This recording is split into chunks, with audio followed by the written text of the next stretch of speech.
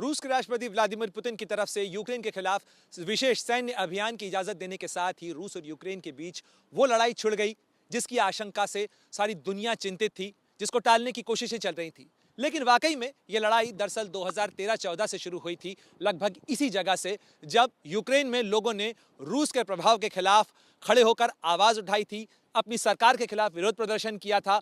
और उस समय विक्टर यानुकोविच सरकार को लोगों के इस विरोध प्रदर्शन के आगे झुकना पड़ा था। लेकिन उसके पहले इसी जगह पर जनता और सरकार के बीच में संघर्ष हुआ था और यूक्रेन की पहचान रूस के एक सैटेलाइट के तौर पर होगी, रूस की प्रभाव वाले एक मुल्क के तौर पर होगी, या वो यूरोप के साथ जाकर एक इंडिपेंडेंट स्टेट होने की कोशिश करेगा। इस तमाम लड़ाई और जद्दोजहद की शुरुआत इस जगह पर विरोध प्रदर्शनों के साथ हुई थी, जो नवंबर 2013 से लेकर मार्च 2014 तक चले थे। और उस दौरान यहाँ पर कई लोगों की जानें गई थी। पूरे यूक्रेन के अंदर जिन लोगों की जानें गई थी उनकी तस्वीरें यहाँ पर आज भी संजो कर रखी गई हैं। लोग आज भी यहाँ आते हैं, फूल चढ़ाते हैं, दिया लगाते हैं और इस तरीके से उन्हें याद करते हैं। इस तरीके के जो बैंड्स हैं वो यहाँ पर लोग समर्पित करके जाते हैं इन लोगों को, और इन्हें हेवनली 100 कहा जाता है। ये मेमोरियल है और रूस बोलने वाले यहाँ पर कई लोग हैं, क्योंकि सोवियत संघ से 1991 में जब यूक्रेन अलग हुआ था तो रूसी भाषा बोलने वाले, रूसी प्रभाव वाले, रूसी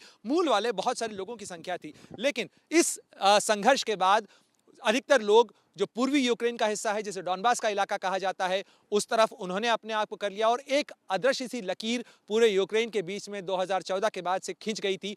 और खास तौर पर क्राइमिया के अलग हो जाने के बाद से वो लकीर और गहरी हो गई थी और लगातार इस बात का खतरा सता रहा था कि यूक्रेन की जनता और रूसी प्रभाव वाले लोगों के बीच में कहीं ये दीवार बढ़ती न चली जाए, ये एक अलगाव की स्थिति न पैदा कर दे। और लगातार उसे कम करने की कोशिश जरूर की जाती रही, लेकिन आखिरकार वही हुआ। रूस ने डोनेत्स्क और लुहांस्क, इन दो देशों को, इन दो डॉनबास के इलाके के इन दो प्रांतों को अलग देश की मान्यता दे दी, क्योंकि इस पूरे इलाके में भी रूसी प्रभाव वाले लोग ज्यादा हैं, क्योंकि ये रूस से सटे हुए रोसेटेव इलाका जो रूस का है उससे सटी हुई बॉर्डर के ये दोनों स्टेट हैं। और अब इन दोनों इलाकों के साथ में, इन दोनों तथाकथित देशों के साथ में रूस ने सैन्य संधि के पेपर भी हस्ताक्षर किए हैं और साथ ही उसने यूक्रेन के खिलाफ सैन्य अभियान की शुरुआत कर दी है। लगातार धमाके सुने जा रहे हैं यूक्रेन के अंदर। यूक्रेन में राष्ट्रीय इमरजेंसी की स्थिति है और इस इमरजेंसी के दौरान लोगों में खौफ है, लेकिन एक जज्बा है। हर कोई ये चाहता है कि वो खड़ा होकर ये सब जताने की कोशिश करे कि वो यूक्रेन की आज़ादी चाहता है, वो किसी प्रभाव में नहीं रहना चाहता है और यूक्रेन अपनी पहचान और अपने वजूद की ये लड़ाई लड़ रहा है और इसके लिए जो कीमत चुकानी होगी उसके लिए लोग तैयार नजर आ रहे हैं। बहरहाल ये मामला कहाँ जाके रुकेगा? क्या राष्ट्रपति पुतिन जो कह रहे हैं कि रूस के सामने कोई विकल्प नहीं बचा था, क्योंकि रूस के खिलाफ भड़काकर नाटो या पश्चिमी देश अपना दबदबा बनाते हुए एक सेंधमारी की कोशिश कर रहे थे, उसके खिलाफ रूस के पास बचाव का कोई विकल्प नहीं था और इसीलिए उसको आखिरकार सैन्य विकल्प चुनना पड़ा।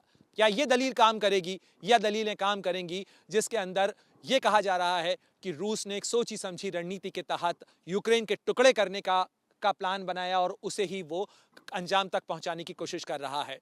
पूरी दुनिया में भारत समेत अनेक देश ये कोशिश कर रहे हैं कि शांति की अपील की जा रही है रूस से लगातार कहा जा रहा है कि वो सैनिक अभियान को रोके। संयुक्त राष्ट्र महासंघ में भी इस चीज को लेकर चिंता है। संयुक्त राष्ट्र सुरक्षा परिषद की बैठक हो रही है। पश्चिमी देशों ने कई सैंक्शंस लगाए हैं रूस के खिलाफ ताकि रूस के इस सैनिक कार्रवाई पर ब्रेक लग सके।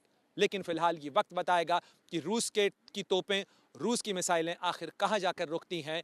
लेकिन निश्चित रूप से यूक्रेन का वजूद, यूक्रेन का अस्तित्व फिलहाल संकट के बादलों से घिरा हुआ नजर जरूर आता है। कैमरामैन मुकेश के साथ Pranay Upadhyay, Kyiv, ABP news.